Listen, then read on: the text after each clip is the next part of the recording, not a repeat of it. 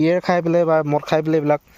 এইবিলাক চিচাৰে বটল ভাঙি থৈ গৈছে। এইবিলাক বস্তু খাই আমি পেট ভৰাই আছোঁ এতিয়ালৈকে, কেক চেক কিবা কিবি। এই পেটটোৰ কাৰণে এতিয়া এই বেগটোৰ সৈতে মানে ক'তটো মানে নাখায়গৈ। जिंदगी एक सफर है सुहाना जहां कल क्या हो किसने जाना जिंदगी एक सफर है सुहाना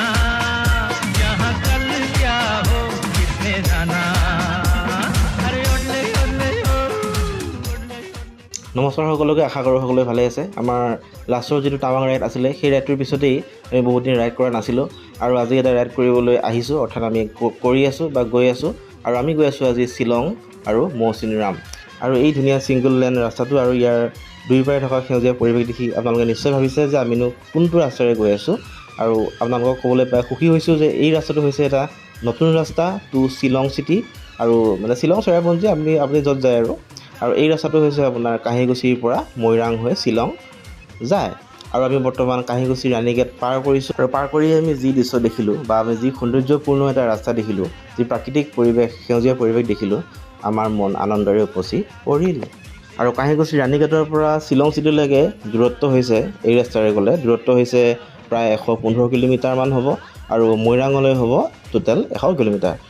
আৰু আমি যিহেতু আজি মৌচিনৰামহে যাম, গতিকে আমি মৈৰাঙৰ পৰা আমি শ্বিলং চিটি নগৈ আমি ডাইৰেক্টলি আমি যাম মৌচিনৰাম।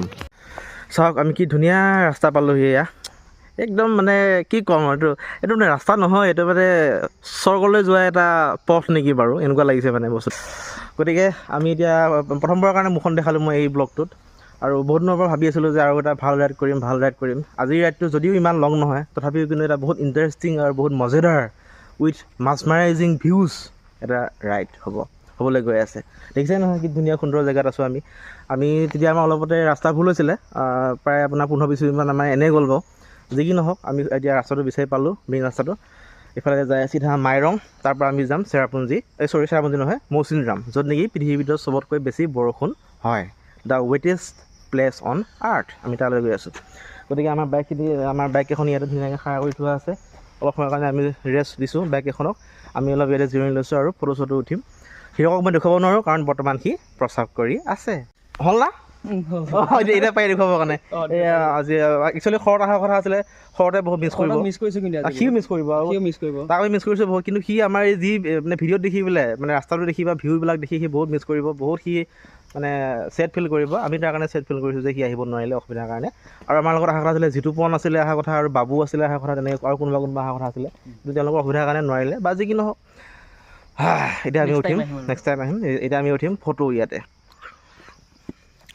এতিয়া ভয় লাগিছে, এইফালে হাতী চাতি আহে নেকি আকৌ, সেইটোৱে ভয় লাগিছে আৰু। একো নাই, আৰু আহিলে অলপ ৰ'বলৈ ক'ম আৰু আমি গুচি যামগৈ। অলপ জিৰণিৰ পিছতে আমি পাৰ কৰিলোঁ এই অসম মেঘালয় সীমান্ত, আৰু মেঘালয়ত সোমায়েই আমি পাবলৈ আৰম্ভ কৰিলোঁ আপ ডাউন আৰু অকোৱা পকোৱা ৰাস্তাবোৰ। মই ক'বলৈ পাহৰি আছিলোঁ যে আমি ৰাইডটো কিমান সময়ত ষ্টাৰ্ট কৰিছিলোঁ, ক'ৰ পৰা ষ্টাৰ্ট কৰিছিলোঁ। আমি ৰাইডটো ষ্টাৰ্ট কৰিছিলোঁ ৰাতিপুৱা 4 বজাতে, আন্ধাৰে পোহৰে আমি ষ্টাৰ্ট কৰিছিলোঁ। হিৰকে আহিছিল মৰিগাঁও টাউনৰ পৰা, আৰু মই আহিছিলোঁ আমাৰ ঘৰৰ পৰা। আৰু সেই 4 বজাত ষ্টাৰ্ট কৰি আমি প্ৰায় 5:30 বজাত আমি জালুকবাৰীত উপস্থিত হৈছিলোঁহি। তাতে আমি একাপ চাহ খাইছিলোঁ, সেইখিনি বাৰু ভিডিঅ'ত দেখুওৱা নহ'ল। তাৰ পৰা বাকীখিনি বৰ্তমান কণ্টিনিউ হৈ আছে। আমি এতিয়া পাইছোঁহি এইখিনি জেগা, কাৰণ আমি আমি উমলুৰ পাৰ হ'লোঁ ন। আমি উমলুৰ ভিলেজ পাৰ হৈছোঁ, উমলুৰ পাৰ হৈছোঁ। ইয়াৰ পিছতে আমি ইয়াৰ পৰা উমৰৈলৈ আৰু কিবা উমৰৈ আহিছে কি কম মানে মৈৰাঙলৈ কিমান দূৰ হ'ব বোলে চোৱাচোন। 44 কিলোমিটাৰ। ইয়াৰ পৰা মৈৰাঙলৈ আছে 44 কিলোমিটাৰ, মানে আৰু কমচে কম যিহেতু পাহাৰী ৰাস্তা, এঘণ্টা বাট, এঘণ্টালৈ বেছি হ'ব পাৰে ঠিক নাই। সেইটোৱে আৰু এতিয়া সময় কিমান আছে চোৱা, টাইমটো 9:49, মানে 10টা বাজিছে সময়টো। কিন্তু মই যিটো প্লেন কৰিছিলোঁ সেইমতে মই প্লেন কৰা মতে আমি 10টা বজাত মাইৰং পাব লাগিছিলে, কিন্তু আমাৰ এই ৰাস্তা যে ভুল হ'লে অলপ সেই তাতে এই ৰাস্তা ভুল হওঁতে মানে এইখিনি খেলি মেলি হৈ গ'ল, গতিকে দেৰি হৈছে। একো নাই, গুগল মেপে ভাল ধোকা দিলে। বহুত গুগল মেপ কি হ'ব এইবিলাক, তাতকৈ মোৰ ব্ৰেইনটোৱে ভাল, মোৰে চব মনত আছে। চাহ নাখাওঁ। ধুনীয়া আমি এটা চাংঘৰৰ দোকান পাইছোঁ, ধুনীয়া একদম চাংঘৰৰ ওপৰত দোকানখন আছে, বাঁহেৰে বনোৱা। তাতে হিৰকে কিবা পানী আৰু অলপ খোৱা বস্তু আনিব গৈছে, খাব লাগিব নহ'লে অৱস্থা নাই, মানে বহুত ভোক লাগিছে। কি পায় হিৰক কি পায় ইয়াত চুপাৰ পায় কেক পানী চব উঠিবহে লাগিছে দোকানটো এই তাতে বাইক থোৱা আছে চাহো পায় নেকি চাহ পায় চাহ খাই যাব নেকি চাহ নাখাওঁ এই এনেকুৱা হেৰি লওঁ নেকি ন কেক লওঁ নেকি কেকে ল'লোঁ লৈ চাওঁ অঁ হৈ যাব পানী লৈ চাওঁ একচুৱেলি আমি দুয়োটাই ঘৰত একো খাই অহা নাছিলোঁ আৰু আমি যোৰাবাটত নাখাই বহুত ভুল কৰিলোঁ কাৰণ আমি ভাবিছিলোঁ যে আমি জালুকবাৰীত খাম কিন্তু জালুকবাৰীত এখনো ভাল ৰেষ্টুৰেণ্ট বা হোটেল আমি খোলা নাপালোঁ কাৰণ ৰাতিপুৱাৰ সময় হৈ আছিলে আৰু মেঘালয় সীমান্ত পাৰ কৰাৰ লগে লগে আমি কোনো ধৰণৰ ৰেষ্টুৰেণ্ট বা হোটেল ইত্যাদি আমি পোৱা নাই কাৰণ গোটেই জংঘলীয়া ৰাস্তা আৰু যিকেইখন দোকান আছে মাজে মাজে সেইখনো বন্ধ কাৰণ আজি হৈছে দেওবাৰ আৰু ফাইনেলি আমি এইখন হোটেল পালোঁ আৰু ইয়াতে আমি কেক আৰু পানী লৈ পেলাই খালোঁ তাৰেই অলপ পেটৰ কোনকেইটা পূৰাবলৈ চেষ্টা কৰিলোঁ সেইবিলাক মানে ৰাইডিঙত এইবিলাক বহুত জ্বালা আহি পৰে বৰষুণ পৰাৰ নিচিনা কৰিলে ঘছকৈ আকৌ আপোনাৰ জোতা চোতা খুলি ৰেইনকোট চেইনকোট পিন্ধিছোঁ সেইবিলাক দিগদাৰ আৰু এতিয়া মোৰ আকৌ মানে এই পেটটোৰ কাৰণে এতিয়া এই বেগটো মানে বেগটোৰ সৈতে মানে কোটটো মানে নাখায়গৈ সেইকাৰণে এতিয়া বেগটো বাহিৰত দিব লাগিব একো নাই সেইটো ৱাটাৰপ্ৰুফে হয় চিন্তা নাই এই হিৰকেও এতিয়া এইবিলাক আকৌ জোতা চোতা খুলিব লাগিছে আৰু এইবিলাক আকৌ এই দিগদাৰ এতিয়া জ্বালা এই বৰষুণ আকৌ টান লাগিব বলা जिंदगी एक सफर है सुहाना यहाँ कल क्या हो किसने जाना এই ভিউটো চাওক এইখিনিতে আমি টাইম লেপছ লৈ আছোঁ বৰ্তমান কিন্তু সেই কেমেৰাটো য'ত আছে তালৈ যাবলৈ মোৰ সাহস নহয় যেন তেনে কেমেৰাটো থৈ আহিছোঁ তাৰমানে এই ঠাইতে মানে এইখিনি মানে খহি আছে মানে মাটিখিনি সিফালে পৰিলে গৈ বহুত দিগদাৰ হৈ যাব গতিকে এই ভিউটো চাওক ধুনীয়া এটা ভিউ পইণ্ট তলত সেই সৰু সৰু ঘৰবিলাক গাঁওবিলাক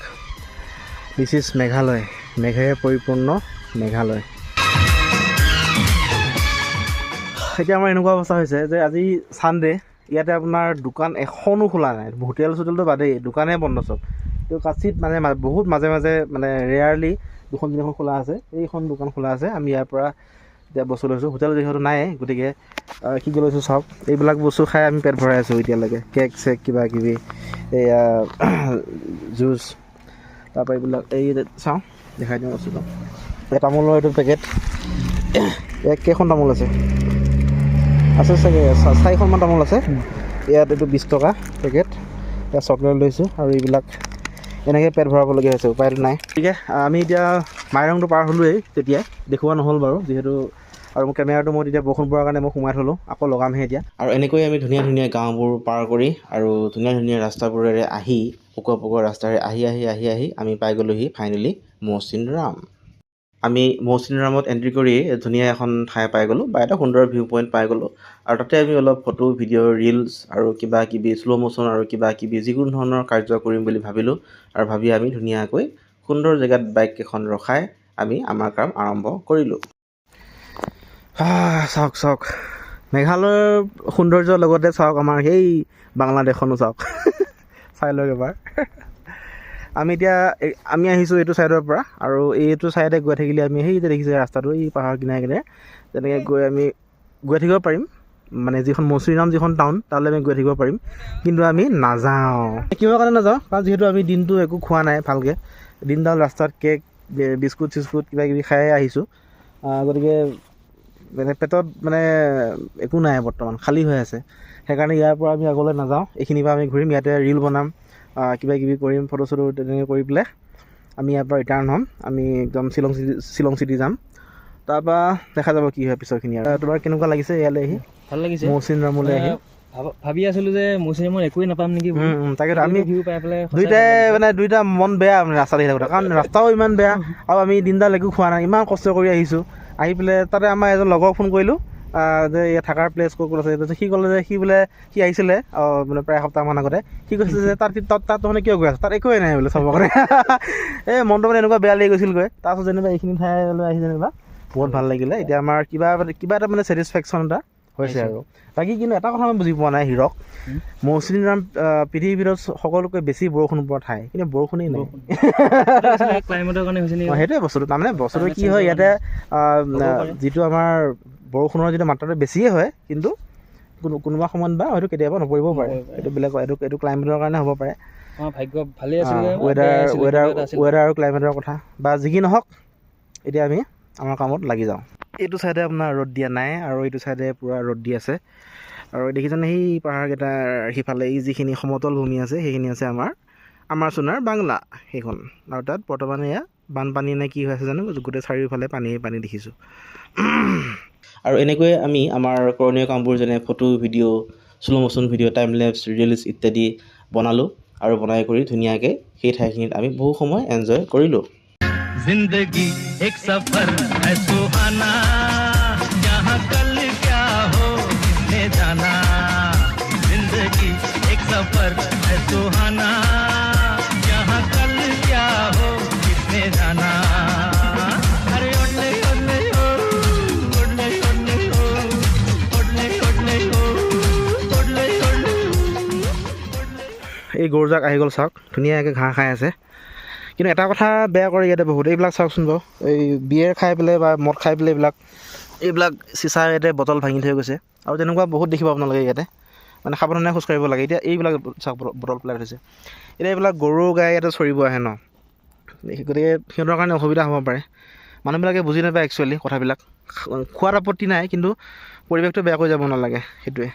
বাকী যি নহওক গৰুজাক অহাৰ লগে লগে ইফালে চাওক তেতিয়া যিখিনি ঠাই আপোনালোকে দেখি আছিলে যে সিফালে দেখি আছিলে বাংলাদেশখন আৰু ইফালে আপোনাৰ সেই পাহাৰবিলাক আৰু কুঁৱলীবিলাক উৰি থকা দেখিছিলে বৰ্তমান কিন্তু সেই ভিউটো শেষ হ'ল এতিয়া গোটেইখিনি কুঁৱলী হৈ গ'ল চাওক